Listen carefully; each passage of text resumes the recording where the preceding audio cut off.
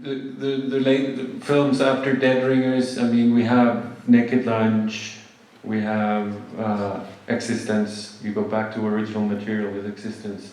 Yeah. That was an older. No, grant? that was no. I was interested in the gaming culture that had developed. I never really closed the door on making a horror film or a genre film. It's just I didn't want to be boring and I didn't want to repeat myself. And so eventually I thought that I had done everything that I could do within the horror genre, and I just, without really thinking about it much, just started to do different kinds of movies, like Dead Ringers, which has horrific elements but is not really a horror film.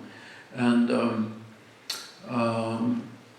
but I never closed the door on it, and the gaming culture and computer life in general kind of intrigued me, and so Existence was my kind of foray into exploring that element of surreality that many people live in, that is the internet reality and so on. Have you tried Oculus?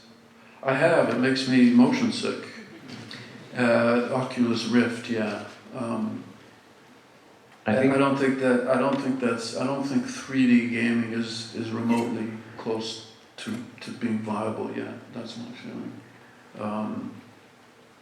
It's okay, but it's not really there yet. Could you see yourself as a game designer? Or? Well,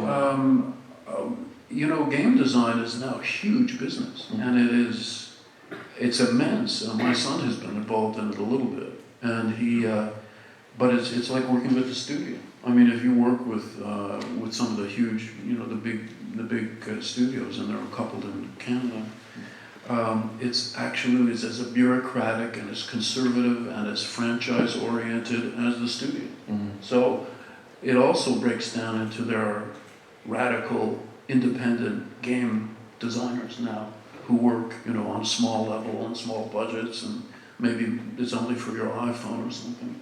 And so it's not, you can't really escape into game design from movie making. You end up in the same situation. Mm.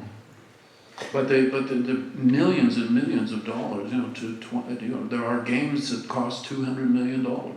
That's extraordinary.